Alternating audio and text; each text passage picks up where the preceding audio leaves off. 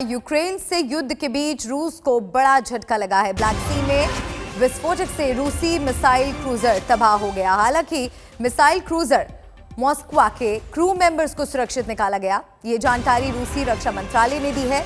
रक्षा मंत्रालय ने बताया कि युद्धपोत में आग के बाद विस्फोट हुआ, लेकिन अभी आग की वजह का पता नहीं लग पाया है। इसमें 16 एंटी शिप मिसाइल और कई एयर डिफेंस मिसाइल, टॉर्पीडोज और गन तैनात हैं। यूक्रेन ने बुधवार शाम को दावा किया था कि ओडेसा में छिपी उनकी नेपच्यून एंटी शिप मिसाइलों मॉस्को को 2 बार हिट किया है।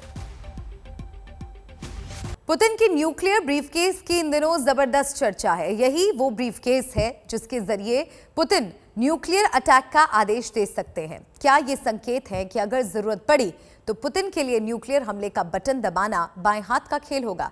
ये सवाल इसलिए क्योंकि पुतिन ने साफ कर दिया है कि यूक्रेन में रूस झुकेगा नहीं।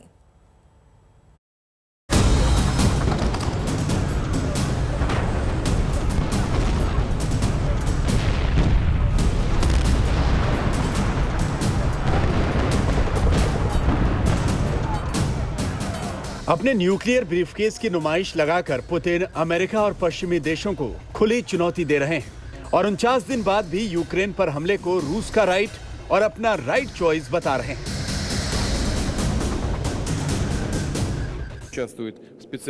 ये होना ही था, बस वक्त का इंतजार था। और हम क्या कर रहे हैं?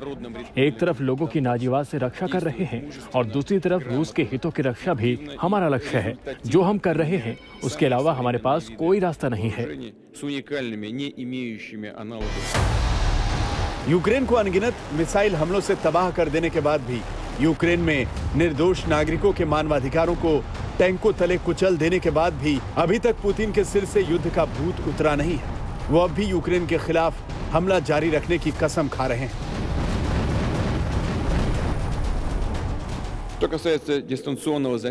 ध्यान रखिए, मैंने कल शाम कहा था कि यूक्रेन की तरफ से कुछ बदलाव की कोशिश हो रही है, जिसके बारे में मैं बहुत प्रामाणिकता से नहीं कह सकता। लेकिन अगर ऐसा होता है तो ये स्वीकार्य नहीं होगा, क्योंकि ये हमारे समझौते को पूरी तरह से अंजाम तक ले जाने में रोड़े अटकाएगा। और अगर ऐसा होता है तो सैनिक कार्रवाई जारी रहेगी।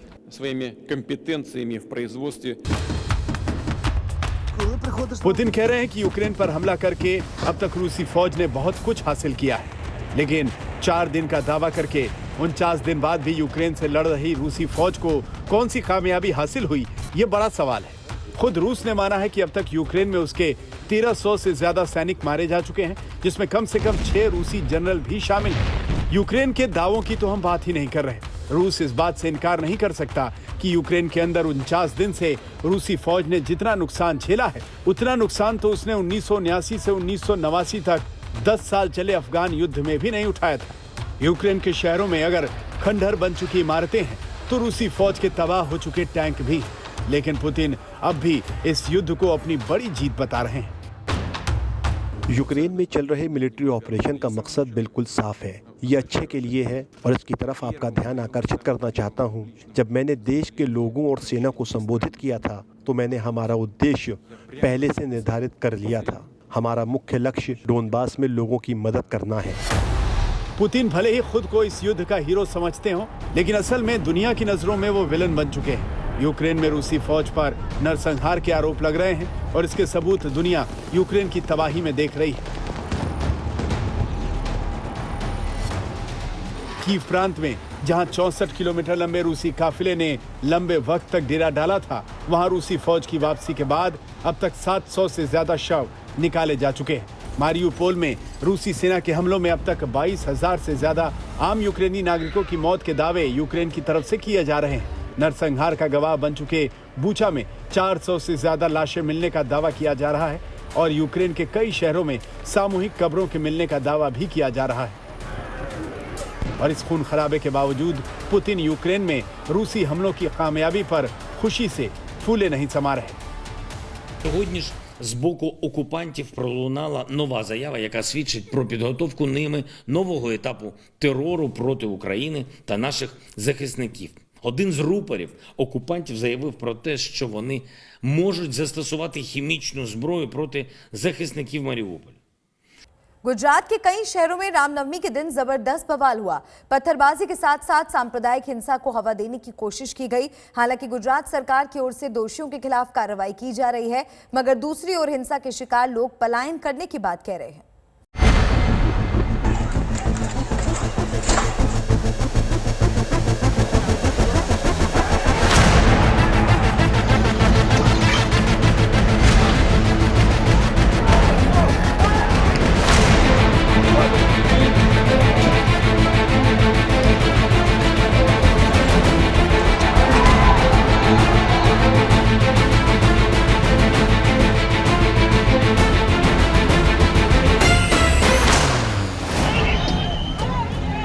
ऐसी कौन सी नफरत है जो अपनों पर पत्थर चलाने की हिम्मत देती है? ऐसा कौन सा फितूर है जो इंसान को इंसान का दुश्मन बना देता है? गुजरात के 3 शहर हिम्मतनगर, आणंद और खंभात हिंसा की आग में झुलसे। जमकर पत्थर चले, आगजनी हुई, खौफ में रात कटी तो सुबह पलायन के लिए घरों के दरवाजे खुले। हिम्मतनगर में एक के बाद एक जिस तरीके से दंगे हो रहे हैं उसके कारण लोगों में भय का माहौल है। कई जगह पर ऐसा हो रहा है कि लोग अपने घरों को छोड़कर यहां से निकल रहे हैं। पुलिस यहां पर बंदोबस्त में मौजूद है। यहां के एसपी का भी कहना है कि जो जबरदस्त पुलिस बंदोबस्त है वो लगातार जारी रहेगा। वो खुद लोगों से जाकर अपील कर रहे हैं कि वो अपने घरों को छोड़कर ना जाए, क्योंकि उनको एडिक्वेट सिक्योरिटी दी जाएगी। लेकिन लोगों में इतना ज्यादा भय है कि वो अपना घर छोड़कर यहां से जा रहे हैं। रामनवमी के दिन हिम्मतनगर की जो गली हिंसा का शिकार हुई थी, आज वहां सन्नाटा पसरा हुआ है। घरों में ताले लटक रहे हैं।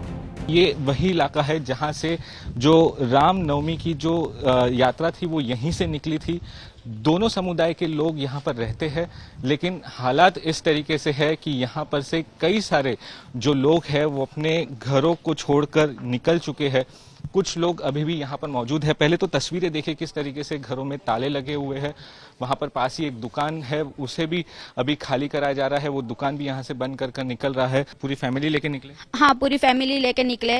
प्रोटेक्शन की बात है तो पहले यहाँ पे पुलिस का एक पॉइंट था जो काफी टाइम से बंद हो चुका है, और हमारी डिमांड है कि कायमी हर रोज की वजह से यहाँ पे जो दंगे हो, डर ना रहे बच्चों में या किसी में, इसलिए यहाँ पे दिया जाए, फिर से पॉइंट दिया जाए। इधर से सब दंगा हुआ तो इधर से चले गए।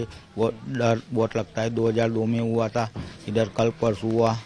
दंगे चालू जे, बहुत सारे मानस आते, पत्थर मारा करते, जला देते पूरा एरिया। और इधर सब मेले में वांटेज मानस, सब लोग 70 से 80 मानस रहते। सब जगह पे नाम वांटेज मानस से आया हुआ है। उन लोगों से डर लगता है। जिन गलियों में जिंदगी बीत गई, आज उन्हीं गलियों में डर लगता है। जो घर चैन के लिए बनाए थे, आज वही महफूज नहीं लगते।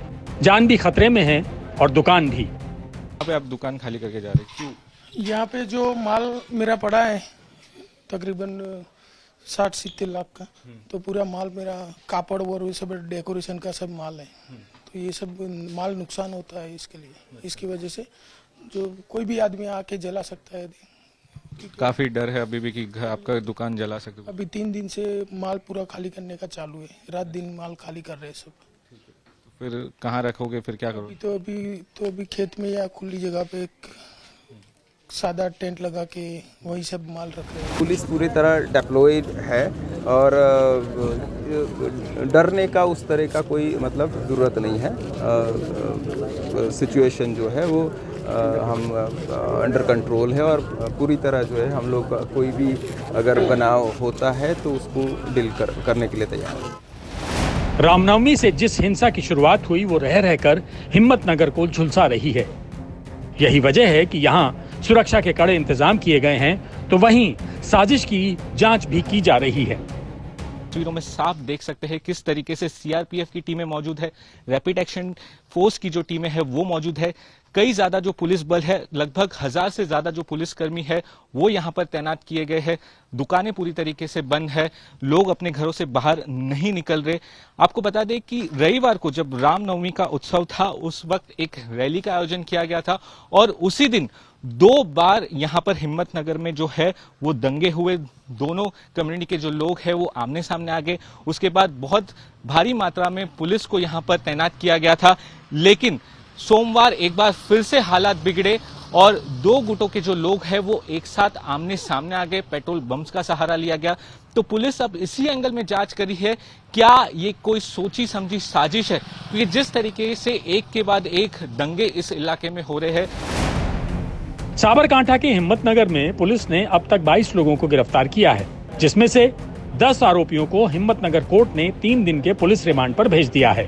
बहरहाल हालात को देखते हुए इलाके में कर्फ्यू लगा दिया गया है। हिम्मतनगर से सौरभ बख्तानिया के साथ आज तक ब्यूरो।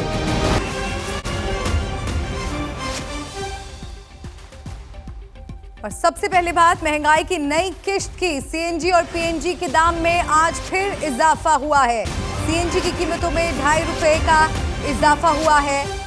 सीएनजी की कीमतों में 2.5 रुपए प्रति किलो का इजाफा। ये बड़ी खबर आपको बता रहे हैं। दिल्ली में सीएनजी 71 रुपए 61 पैसे प्रति किलो नया दाम। दिल्ली एनसीआर में सीएनजी की कीमतें एक बार फिर बढ़ी हैं। तो लगातार सीएनजी के दाम में वृद्धि हो रही है। पीएनजी के दाम में भी 4 रुपए 25 पैसे का इजाफा हुआ है।